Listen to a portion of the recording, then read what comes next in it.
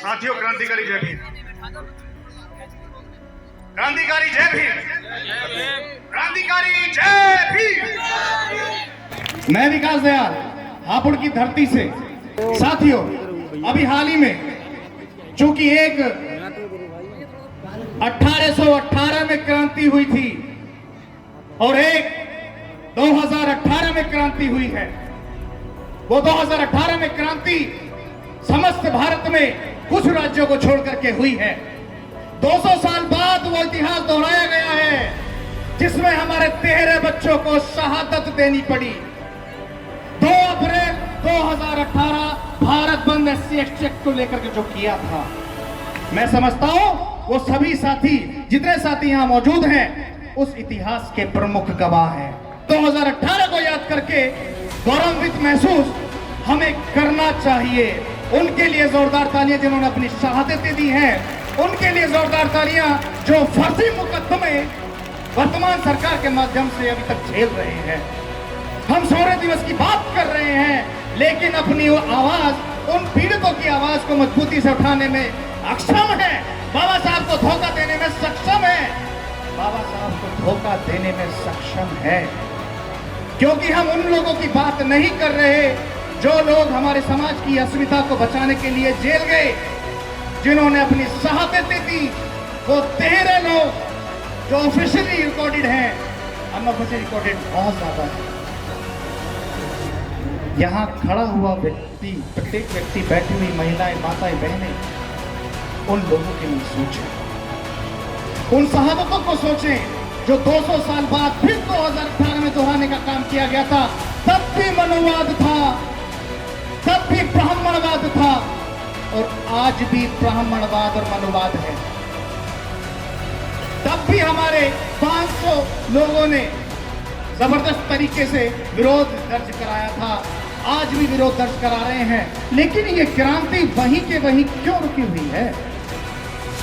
ये बढ़ क्यों नहीं रही? कितनी शहादतें हम लोग देंगे?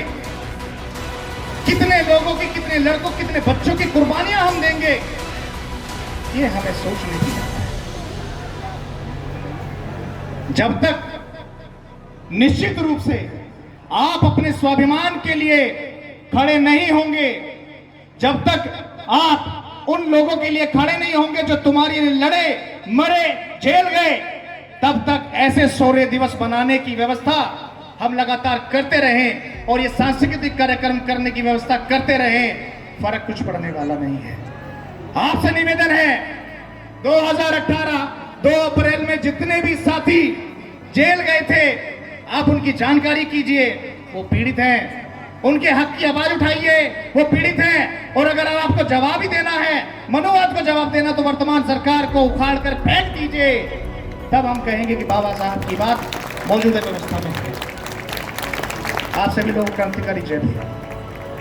3 साल से लगातार 1 दर्जन से ज्यादा राज्य मंत्रियों को, 18 से ज्यादा विधायकों को, 6 से ज्यादा सांसदों को यहाँ पर हम लोग सौंप चुके हैं। लेकिन वो कहते हैं कि हाँ, हम लोग बात करेंगे। 3 साल के बाद आज हमें ये यहाँ प्रेस वार्ता करने का हम लोगों को मौका मिला है। कि उन लोगों के लिए भी आप लोग सोचिए जो लोग तुम्हारे अधिकारों को बचाने के लिए जेल गए, जिन लोगों पे राशुकाएं लगी, जिन लोगों पे गैंगस्टर लगी, जिन लोगों पे 24 धाराओं में मुकदमे लगे, उन लोगों के लिए भी आप लोगों को सोचना होगा। उन लोगों ने संविधान के अंदर दिए गए अधिकार को बचाने की लड़ाई लड़ी थी, उनकी व्यक्तिगत लड़ाई नहीं थी। आप लोग मंच से कह सकते हैं कि इंकलाब जिंदाबाद, असली लड़ाई उस संविधान को बचाने के लिए अपने क्रांतिवीरों को बचाने की होती है। लेकिन उस व्यवस्था में हमारा समाज निश्चित रूप से बाबा साहब को धोखा दे रहा है, धोखा दे रहा है। हम इस संविधान को बचाने के लिए लड़ाई लड़ रहे हैं और ये तुम्हारी जिम्मेदारी बनती है कि तुम लोग हमें बचाने के लिए सड़कों पर उन तमाम SDM, DM को ज्ञापन देकर उन लोगों के लिए लड़ाई लड़ो। अगर आप लोग वाकई बाबा साहब की बात करते हैं, अगर आप लोग वाकई संविधान की बात करते हैं, तो मैं समझता हूं कि इस ईमानदारी की लड़ाई में आप लोगों को आगे आकर के उन सभी लोगों का साथ देना होगा। मैं तब समझूंगा कि आज वाकई हमारा यहाँ पर कहना, बोलना और समझाना वाचित क्रांतिकारी जय भीम।